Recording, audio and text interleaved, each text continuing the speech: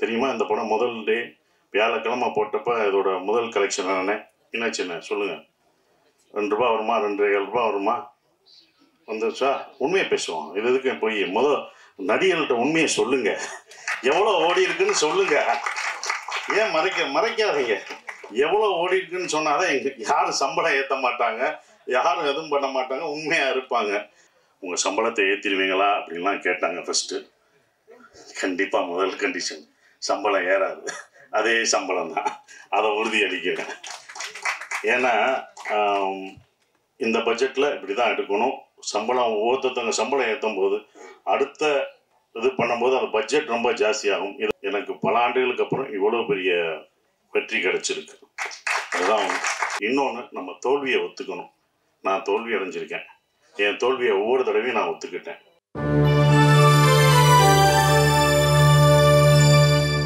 பேசுகிற படமாக இருக்கணும், நந்தன் மாதிரி அரசியல் பேசுகிற படமாக இருக்கலாம், டூரிஸ்ட் ஃபேமிலி மாதிரியான அன்பை வைக்கிற படமாக இருக்கலாம். நல்ல நல்ல படங்கள் இருந்தால், நல்ல நல்ல கண்டென்ட் இருந்தால், ஸோ அது வந்து சீனியர் டைரக்டர், டெபியூ டைரக்டர் அப்படின்னு இல்லாமல், ஸோ யார் படமாக இருந்தாலும் வந்து நல்ல கண்டென்ட் இருந்தால் சசி சார்கிட்ட படமாகவும் அவர்கிட்ட போகுது. ஸோ சாரும் அதை கரெக்டாக பிக் பண்ணி பிளான் பண்ணி எடுத்துகிட்டு இருக்காரு அப்படின்றதான் புரிஞ்சுக்க முடியுது. ஸோ தர்மதாஸ்ன்ற கேரக்டர் மூலிமா ஏற்கனவே சசி சாரை வந்து நமக்கு ரொம்ப பிடிக்கும். ஸோ இப்போ இன்னும் ரொம்ப பிடிக்கும் அப்படின்ற மாதிரியான விஷயமா இருக்கு. ஸோ ஏற்கனவே வழக்கமாக சொல்கிற மாதிரி டூரிஸ்ட் ஃபேமிலி குடும்பத்துடைய குடும்ப தலைவன் சசிகுமார் என்கின்ற தர்மதாஸ் அவர்களை அன்போடு பேச அழைக்கிறேன்.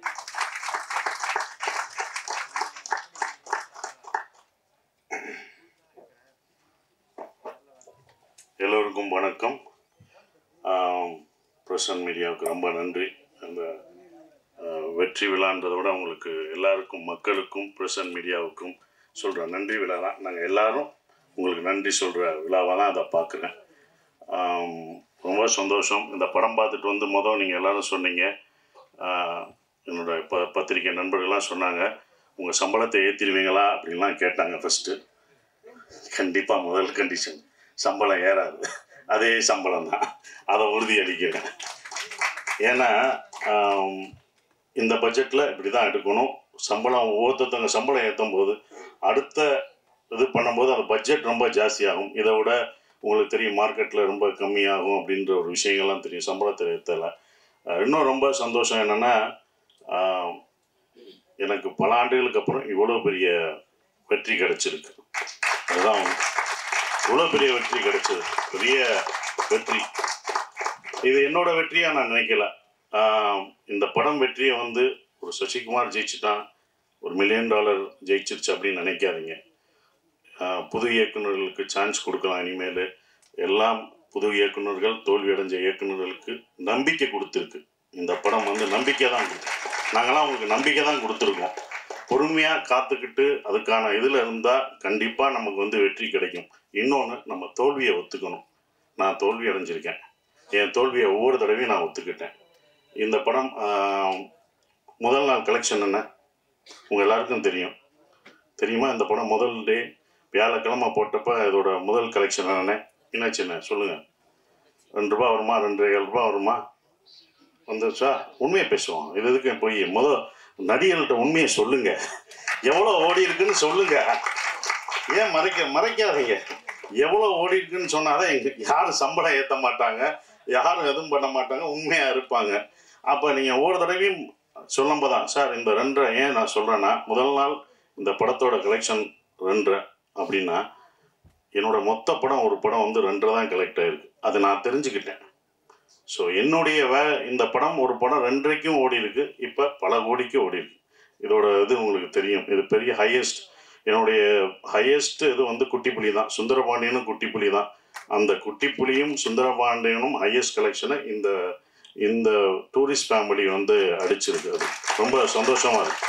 அப்போ ஒரு நம்பிக்கை கொடுக்குறத, நான் இதை ஏன் இவ்வளோ தூரம் சொல்கிறேன்னா, இனி வரும் உங்களுக்கு நம்பிக்கை என்றைக்கும் விடாமுயற்சியோட விட்டு கொடுக்கக்கூடாது. அந்த நம்பிக்கை கொடுக்குறதா ஒரு 5 பேருக்கு நம்பிக்கை கொடுத்தா எனக்கு சந்தோஷமாக இருக்கும்னு நான் நினைக்கிறேன். அந்த பொறுமை இதுதான். ஏன்னா இது படம் ஆரம்பிக்கும் போதே யுவராஜ் தான் ரொம்ப கான்ஃபிடெண்ட்டாக இருந்தார். எங்கள் ப்ரொடியூசர் சொன்னார், சார் உங்களுடைய இது என்ன ஞாபகம் இருக்குமான்னு தெரில,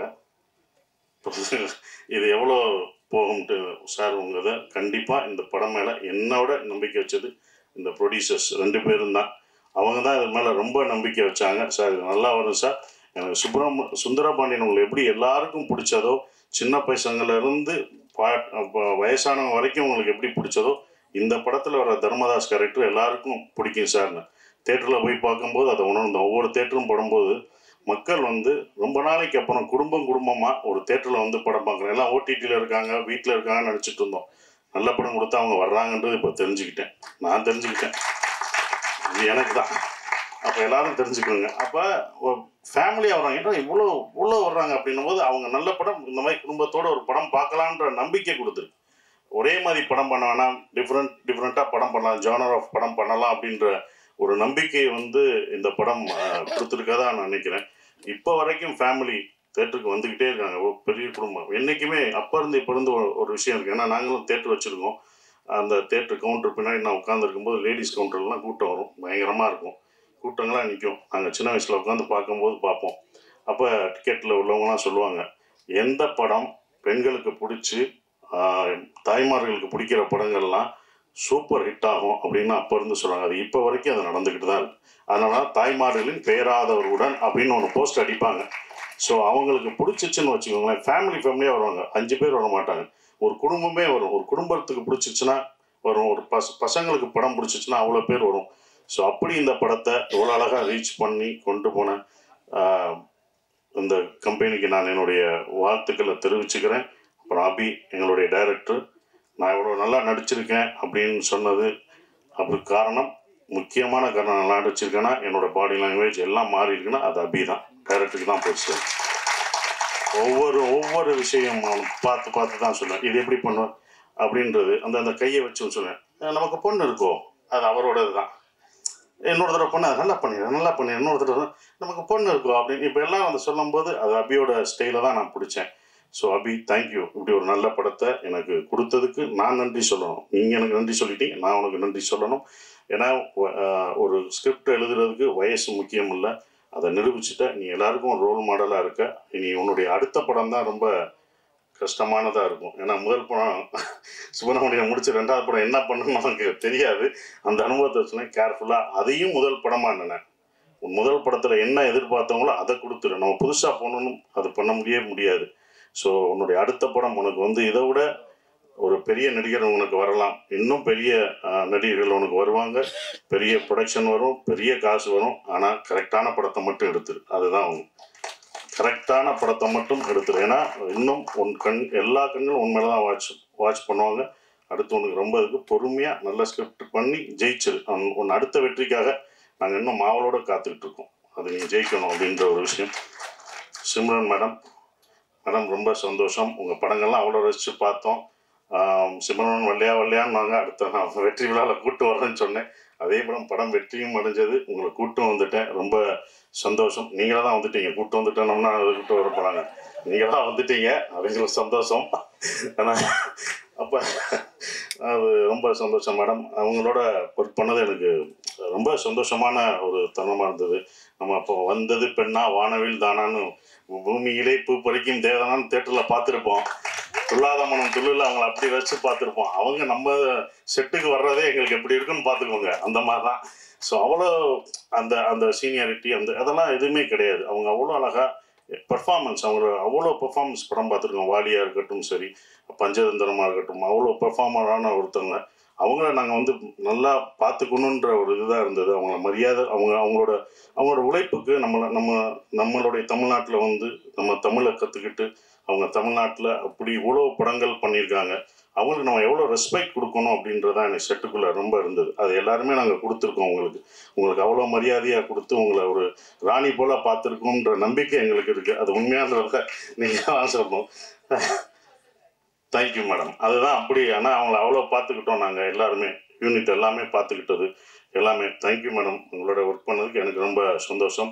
சூப்பர் ஸ்டார் கமலேஷ், நான் அப்பயே சொன்னேன், லிட்டில் சூப்பர் ஸ்டார். அவர் ரொம்ப சின்ன பையன், லிட்டில் சூப்பர் ஸ்டார் மாதிரி அழகாக சின்ன பையனாக இருந்தாலும் நான் அப்பயே சொன்னேன், அவன் வந்து காமெடியில் இந்த படத்தில் ஃபுல் காமெடி அவன் தான் பண்ணுவான் அப்படின்னு சொன்னேன். ஸோ அந்த என்டர்டெயின்மெண்ட் எங்கே போனாலும் கமலேஷை கேட்டுட்ருக்காங்க. இந்த மாதிரி படம் உனக்கு இன்னொன்று கிடைக்குமான்னு தெரில, சூப்பராக பண்ணிட்டீங்க. அப்புறம் யோகலட்சுமி, சௌந்தர்யா, இவங்கெல்லாம் நடித்தது ரொம்ப சந்தோஷம். ஸ்ரீஜாமா வரல, அவங்க பொண்ணு வந்திருக்காங்க, அவங்களுக்கும் என்னுடைய வாழ்த்துக்களை தெரிவிச்சுக்கிறேன். பாஸ்கர் சார், குமரவேல் சார் எல்லாருமே பக்ஸ் எல்லாம் பிரமாதமாக நடிச்சிருந்தாங்க. எல்லா கரெக்டரும் இருந்தது. எல்லாம் என்கிட்ட கேட்கும்போது வந்து ஒரே ஒரு கேள்வி தான் கேட்டாங்க, எப்படி சார் நீங்கள் ஹீரோ நடிக்கிறீங்க, இத்தனை பேர் இவ்வளோ கேரக்டர் நடிக்க விட்றீங்க, இவ்வளோ பேர் நல்லா நடிச்சிருக்காங்க, இவ்வளோ பேர் ஸ்பேஸ் தர்றீங்க அப்படின்னாங்க. முதல் காரணம் நான் டைரக்டராக இருந்தேன், அதனால் அது டைரக்டர் பாயிண்ட் ஆஃப் வியூவில் பார்த்தேன். நான் ஒரு நடிகராக இருந்தால் கொடுத்துருப்பேனான்னு தெரில. ரெண்டாவது பாயிண்ட்டு இந்த கதையில் வந்து தர்மதாஸ் அம்மாவாக இருந்தான். அந்த அம்மா தான் எல்லாருக்கும் சோறு ஊட்டி விடுற மாதிரி, இந்தா நீ சாப்பிடுன்னு எல்லாருக்கும் கொடுத்துட்டு கடைசி நான் சாப்பிட்டுக்கிட்டேன். அதனால தான் எனக்கு அவங்க சாப்பிட்டது போக எனக்கு அது கடைசி எனக்கு பேர் கிடைச்சது. அது இவங்கெல்லாம் அதெல்லாம் தூண் மாதிரி பிடிச்சி நின்னாங்க. ஸோ அவங்க எல்லாருக்கும் நன்றியை தெரிவிச்சுக்கிறேன். இந்த படம் எனக்கு வந்து கொடுத்தது வந்தது சந்தோஷ், திங்க் மியூசிக் சந்தோஷம், சரவணம், இரா சரவணம்னு சொன்னாங்க. ஸோ அதுக்கு அவங்களுக்கு சந்தோஷத்துக்கு நான் நன்றியை தெரிவிச்சுக்கிறேன். ஒவ்வொரு விஷயத்துக்கும் அவங்க வருவாங்க. எங்களோட சுப்பிரமணிய படத்துலேருந்து ட்ராவல் பண்ணுறாரு. ஸோ அப்படி ஒரு படத்தை கொடுத்து தேங்க்யூ சந்தோஷ். அப்புறம் எடிட்டர் எல்லாருக்கும் என்னோடய காஸ்டியூம் நல்லா பண்ணமா, அந்த தர்மதாஸ் காஸ்டியூம் நல்லா இருந்துச்சு.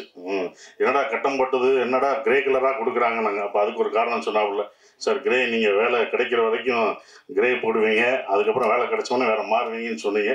அந்த போஸ்டரே அந்த காஸ்டியூமே உங்களுக்கு ரொம்ப அந்த டிசைன்ஸ் ரொம்ப பிடிச்சது. நான் ஆரம்பத்திலே சொன்னேன், இந்த படம் வந்து உலக தமிழர்கள் மட்டும் இல்லை, உலக லெவலில் இந்த படம் பெரிய வெற்றி அடையும்னு நான் சொன்னேன். கண்டிப்பாக உலகத்தில் எல்லா பேரும் அவ்வளோ ரசித்து பார்க்குறாங்க. அந்த ஈழத்தமிழ் பேசின விஷயத்த அண்ணா அப்படின்னு அவ்வளோ இது பண்ணுறாங்க. நீங்கள் எப்போ நான் எங்கள் ஊருக்கு வருவீங்க எல்லாம் கேட்டுட்ருக்காங்க.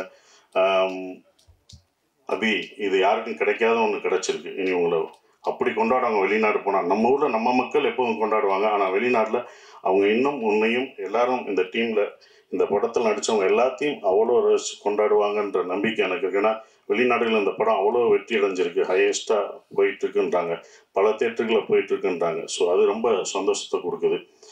மறக்க முடியாத ஒரு விஷயமா இருக்குது. எல்லாருக்கும் நன்றி சொல்லிட்டேன். ஷான், நாங்கள் 2 பேரும் நிறைய தடவை ட்ராவல் பண்ணியிருக்கோம். அதுவும் இந்த ப்ரொமோஷனில் தான் ரொம்ப பழக்கம் அடைஞ்சது. அப்புறம் எங்களுடைய எழுத்தாளர் கவிஞர் மறக்கவே முடியாது மோகன்ராஜ், முதல் படத்தில் இது பண்ணுறது இப்போ வரைக்கும் ட்ராவல் பண்ண மறக்கவே முடியாது. ஸோ எல்லாருக்கும் நன்றியை தெரிவிச்சுக்கிறேன். அப்புறம் விஜய், அவங்கெல்லாம் வந்து ப்ரொமோஷன் இதில் வந்து ப்ரொடக்ஷனில் ரொம்ப சொல்கிறது ப்ரொமோஷன் தான். அவ்வளோ இது பண்ணிட்டாங்க தம்பி. ப்ரொமோஷன்லாம் ரொம்ப அழகாக சிறப்பாக என்ன பண்ணணும் அப்படின்னு அதுக்கே தனியாக அவங்க செலவழிச்சாங்க. அதெல்லாம் நான் கற்றுக்கிட்டேன். ஒரு படத்தை வந்து எடுக்கிறது பெருசு இல்லை, அதை கொண்டு போய் மக்கள்கிட்ட சேர்க்கிறது தான் ரொம்ப முக்கியமான விஷயம். அதை அவ்வளோ அழகாக சேர்த்தாங்க. விஜயும் வெங்கட்டும் அதுக்கு முக்கிய ஒரு விஷயமா இருந்து அதை கொண்டு போனாங்க. ஹரீஷன் ஹரீஷன் இருக்கார், அவர் வந்து எல்லாத்தையும் எங்களை சேர்க்கறது ரொம்ப கஷ்டம். இவங்கெல்லாம் டேட் வாங்கி இவங்கெல்லாம் ஒன்று இணைச்சி அந்த ஒரு நாள் கொண்டு வர்றது ரொம்ப சந்தோஷமாக இருந்தது. அதுக்கு நன்றியை தெரிவிச்சுக்கிறேன். குறிப்பாக மறுபடியும் நம்ம யுவராஜுக்கு சொல்கிற ஒரே ஒரு விஷயம், ரொம்ப நன்றி. ஏன் சொல்கிறேன்னா, இந்த பட்ஜெட்டாக இந்த படம் எடுக்கல, அவங்க 2 படம் எடுத்திருக்காங்க. 2 படத்தோட இந்த படத்தோட பட்ஜெட் ஜாஸ்தி தான்.